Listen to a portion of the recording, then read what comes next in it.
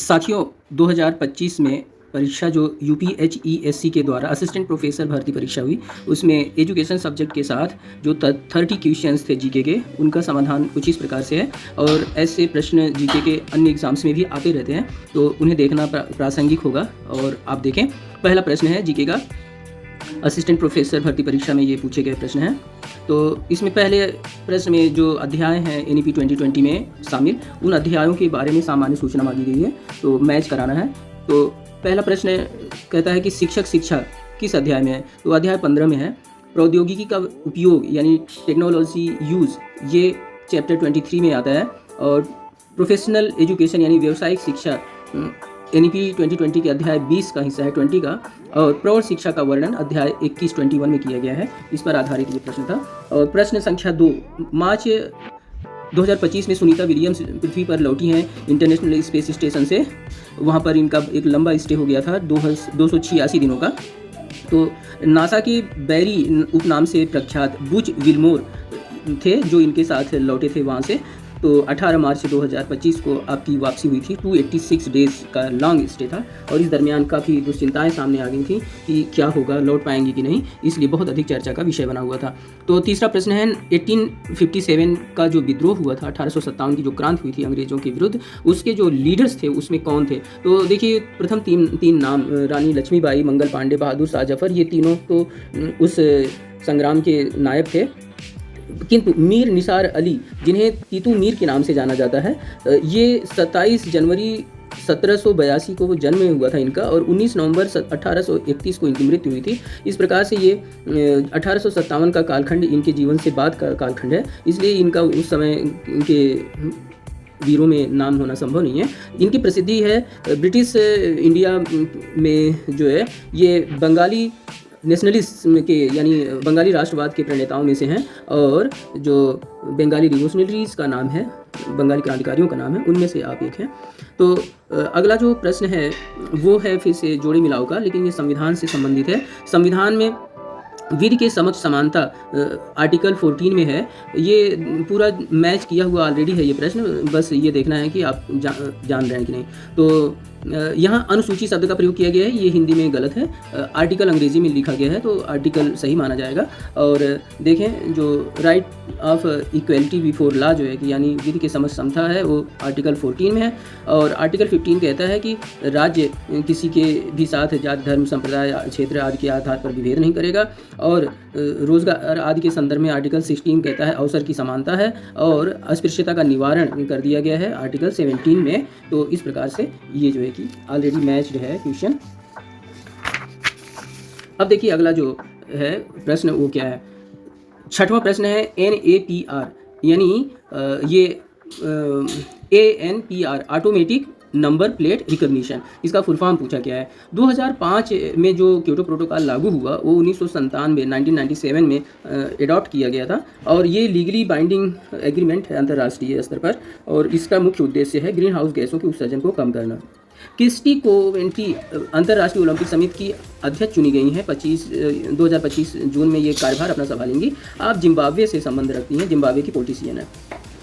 8वां प्रश्न है ये कि जो NAAC यानी national assessment and accreditation council है भारत की, इसका मुख्य उद्देश्य क्या है। तो मुख्य उद्देश्य इसका है उच्च शिक्षा संस्थानों का प्रत्यायन यानी एक्रेडिटेशन। तो ये करती कैसे है, उनकी ग्रेडिंग कैसे करती है, उसके लिए ये पाठ्यक्रम, संस्थान में लागू पाठ्यक्रम, और वहाँ की जो फैकल्टी है, और वहाँ का इंफ्रास्ट्रक्चर, वहाँ पर रिसर्चेज क्या हो रहे हैं, और फाइनेंशियल सपोर्ट कितना है, उनका फाइनेंशियल सपोर्ट सिस्टम क्या है, इसके आधार पर करती है। और इसकी स्थापना 94 में हुई थी, और ये UGC का एक स्वायत्त निकाय है, NAC। तो इतनी जानकारी यहाँ अच्छी प्रासंगिक है। देखिए, शेयर बाजार और बॉन्ड बाजार प्रसिद्ध पूंजी बाजार हैं, ये प्रश्न पूछा गया है। 10वां प्रश्न है कि NEP 2020 में माध्यमिक विद्यालय शिक्षा के अंतर्गत कौन सी कक्षाएं हैं। माध्यमिक विद्यालय शिक्षा का अंग्रेजी में है middle school education. Middle school education सही चीज़ है, माध्यमिक से एक दूसरा अर्थ निकलता है। तो यहाँ पर देखें, कक्षा 6, 7, 8 ये वाला जो सेक्शन है वो जो है कि NEP 2020 में मिडिल एजुकेशन के नाम से जाना जाता है।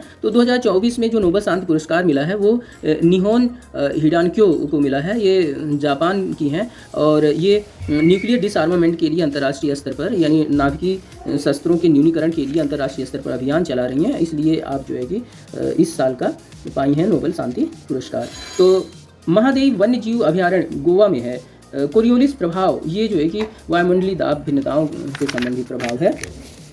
और अगला सवाल है Rio+20, ये मूलतः किससे संबंधित है? तो ये सस्टेनेबल डेवलपमेंट से संबंधित है, यानी सतत विकास से संबंधित है।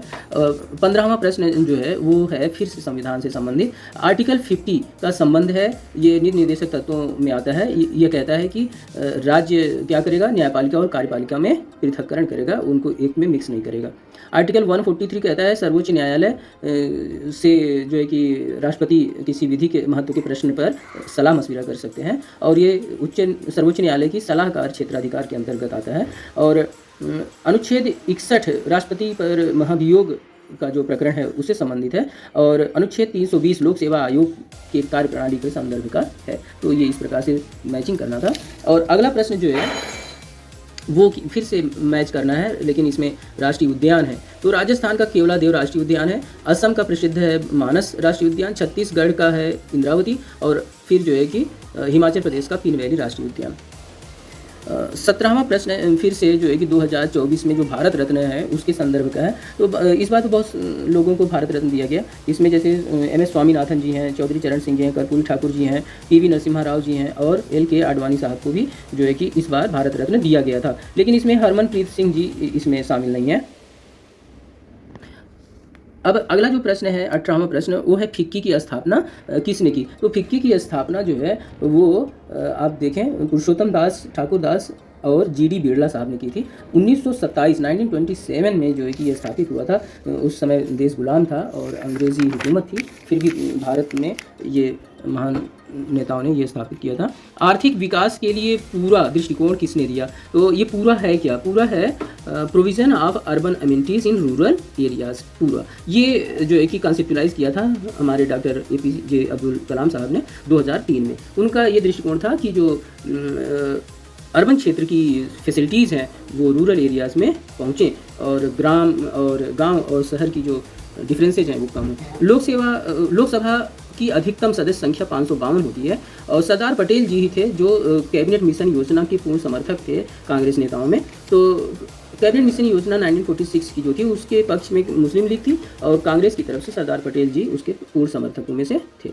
ग्रीन हाउस गैसेज में आती हैं methane, carbon dioxide, nitrous oxide और वाटर वेपर और फ्लोरिनेटेड कार्बन्स। खैबर दर्रा जो इस बात के लिए प्रसिद्ध था कि विदेशी आक्रमणकारी वहाँ से ही भारत पर आक्रमण करने आते थे।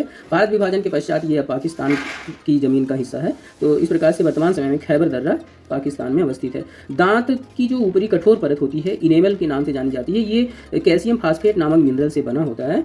तो ये जो है कि महत्वपूर्ण है। और फिर देखिए समग्र शिक्षा, जिसका अंग्रेजी में होता है इंटीग्रल एजुकेशन।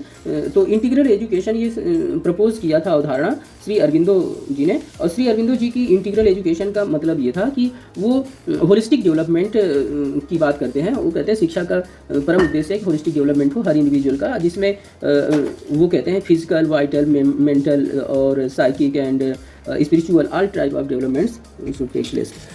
तो 58वां बाघ अभयारण्य ये जो है घोषित किया गया माधव राष्ट्रीय उद्यान को। तो माधव मध्य प्रदेश में है माधव राष्ट्रीय उद्यान। ये जो है कि यहाँ पर गंगा नदी के जल प्रवाह तंत्र के बारे में प्रश्न पूछा कि इसमें क्या सही है, तो कौन सा कथन? तो देखिए गंगा भारत की सबसे बड़ी नदी प्रणाली है। गंगा का उद्गम उत्तरकाशी में होता है। सोन नदी इसके दाहिने तट से इसकी सहायक नदी के रूप में इसमें शामिल होती है, लेकिन सतलुज और झेलम गंगा प्रणाली इसकी सहायक नदियां नहीं हैं। ये इंडस प्रणाली की हिस्सा है सतलुज झेलम, इसलिए C ऑप्शन नहीं है, बाकी तीनों चीज़ें सही हैं। तो NEP 2020 से एक प्रश्न और है कि ECCE क्या है? ECCE है early childhood care and education, सतत विकास। ये